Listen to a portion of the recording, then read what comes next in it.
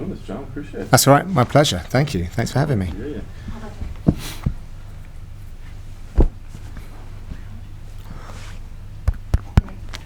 Good. Cool. Obviously, want to talk about this week's card, but before we talk about this week's card, we got to go back, right? You're on the mic for the one of the greatest knockouts we've ever seen, the biggest viral moment in UFC history. So, a couple days later, let us know, like, what was that experience like? Was that the greatest moment, I guess, of maybe your career? Yeah, I think it might have been.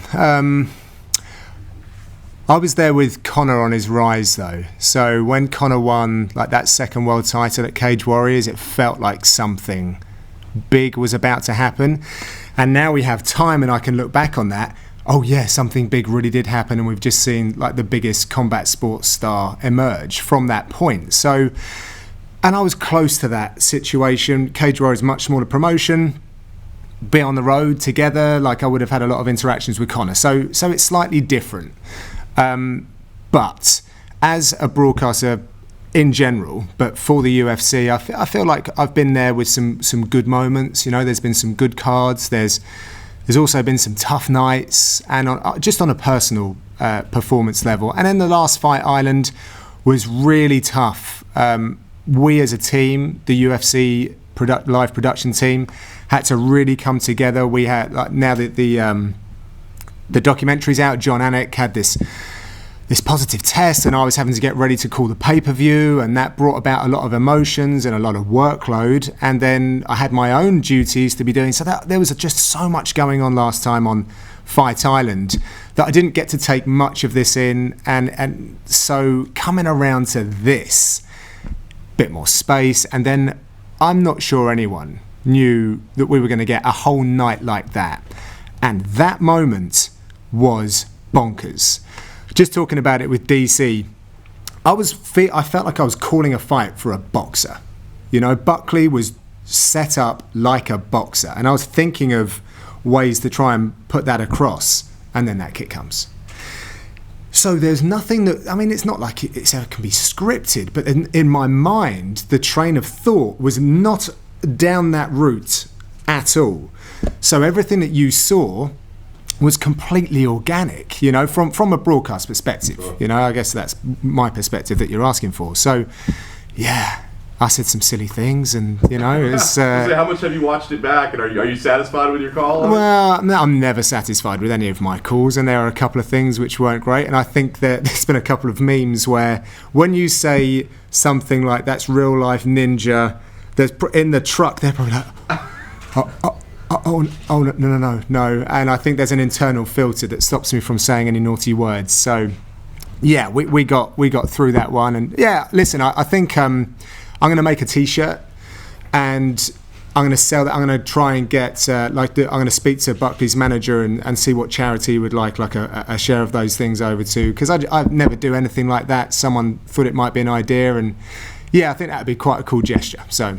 That'd be real cool. So put the real life ninja stuff on? Yeah, and then sell that, and whatever charity he wants to, we'll put a share to one of those. That'd be cool. You mentioned the documentary in UFC 251. That was all kind of irrelevant, you know, for us to see that. We hadn't seen it before that aired. So what was that week like for you, that you're cramming for potentially one of the biggest fights of the year on days' notice?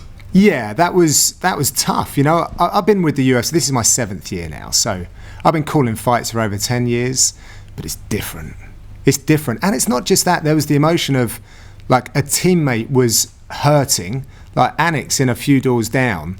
I'm speaking to him, and he's not in a good place mentally, you know, because he doesn't know what the situation is. So, yeah, and as a team, even like with our coordinating producer, he was with him, and there was just so many unknowns, and I could sense it from the team, and we just had to pull together, you know. I was there to help John. John was there to help me. Whoever goes.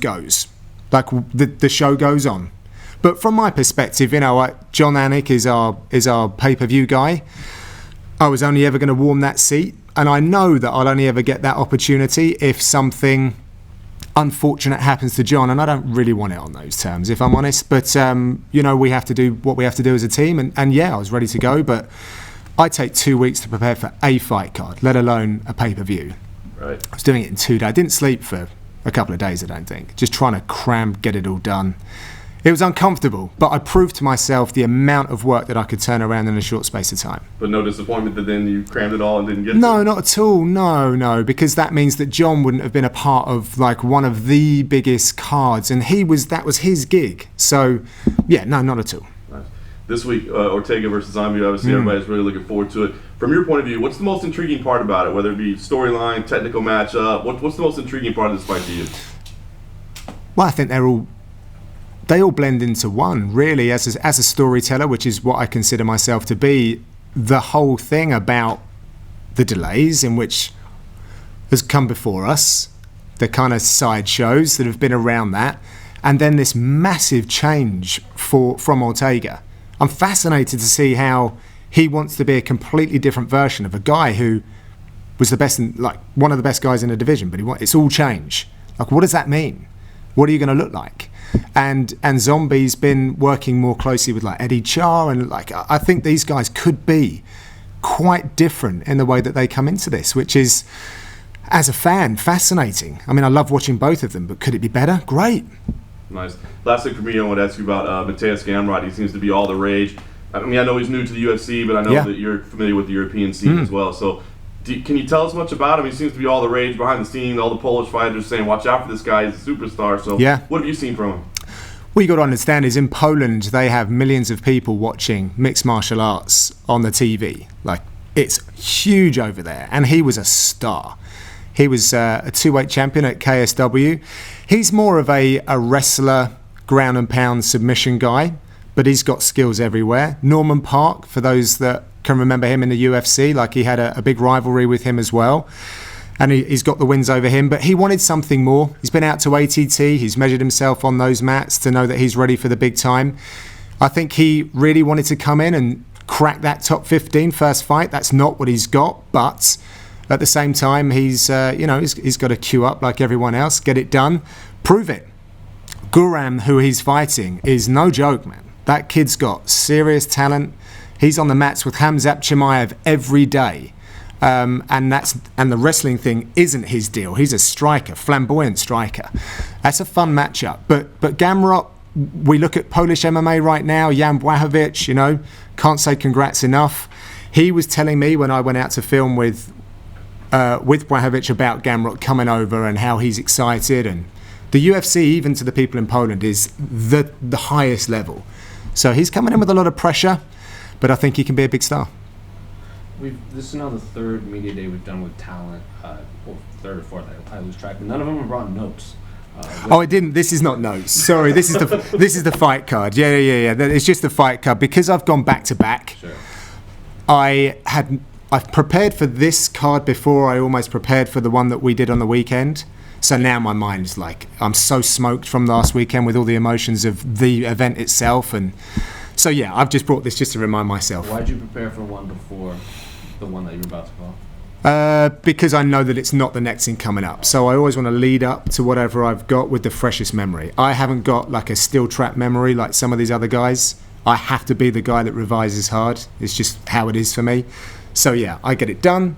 And then I can just fill it all out. And plus, you guys are putting stuff out closer to fight week as well. So it's no point me spending time on the ones that are far away. And then you talked about calling the Buckley KO. And this Have you listened back to any of the other highlights you've called and been like, why did I say that? Any of them that I think the fans remind you sometimes about some of your calls. I don't really tend to labour on a lot of the stuff in the past. If there are things that the team want me to address, and if I'm honest, it's not a lot you can really do with fight calls. Again, I have a style. I've been doing this a long time. That's not going to change overnight, but how I work with the producers and my ways of getting in and out and just like telling the story better is what I'm more focused on as in terms of doing my homework and post-mortem. And then you obviously call a lot of fights with fellow fighters. Is it harder to call their, like if Dan comes back to fight, would it be challenging to call his fight? I mean it would be challenging, but I'm a pro. Like, I grew up in a small scene where I'm commentating on my coaches, another one of my coaches, the guys who I train with.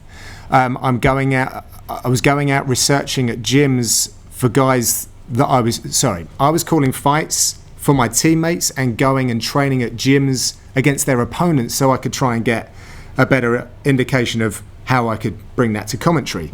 So I've always had to balance that, remove myself. Modestus, who's fighting this weekend, he's from my town. And Jimmy Crute started talking some strategy. I put my hand in the air and said, I will never let any of this go into his camp, but just so you know, we're from the same team. And I'm going to be talking about the guy that is in his corner was cornering me in one of my amateur fights, or both my amateur fights. So just so you know, but I'll never let that. Like, this job and the sport's far too important to me for that. What do you think of Paris had their first big major event? I know it wasn't UFC, but... Yeah, long time coming.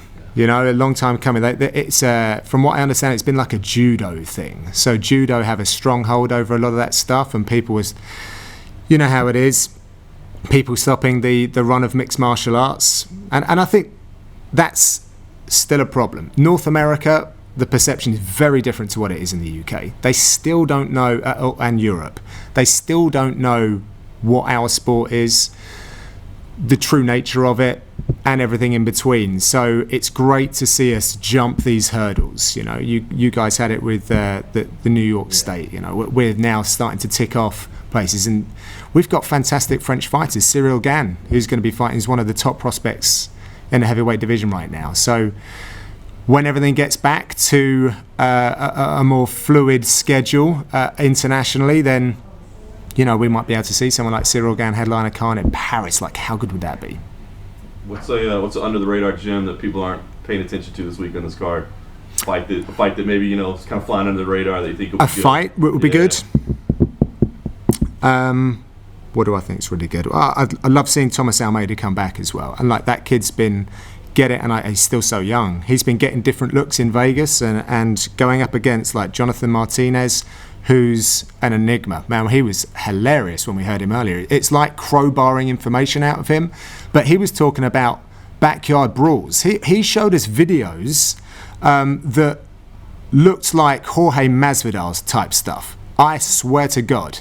I'm like, dude, like, we barely had a few words out of you. You bring out this video, you show us these fights. It's like unreal. He was taking on people that have been in like juvenile detention centers, and he's calling a fixer so that he can fight these guys in a backyard situation. It's absolutely bonkers. And you see that guy, completely goes against what his personality type is. But yeah, and also I'm really excited about seeing Mark Striegel against Said Nurmagomedov, Combat Sambo for Mark Striegel as well as Nurmagomedov. He has been over to Vegas as well, but I think the Philippines have had quite different representation in the UFC to this point. He's a completely different style to what we've seen in the past. American Filipino as well, so you know he's going to be able to sell himself to all different audiences. But I'm excited to see. I like the lighter weights as well, so yeah, that's going to be a good fight. Obviously, Tom Aspinall had another great finish as well at the weekend. Yeah. What are your thoughts on his future in the UFC? One thing I really like about Tom, and I think a lot of the analysts are talking about this as well, he is willing to go step by step by step, when in reality he could be calling out for people high above him in any kind of rankings, and I think the matchmakers will be going, yeah, okay, I could get on board with that.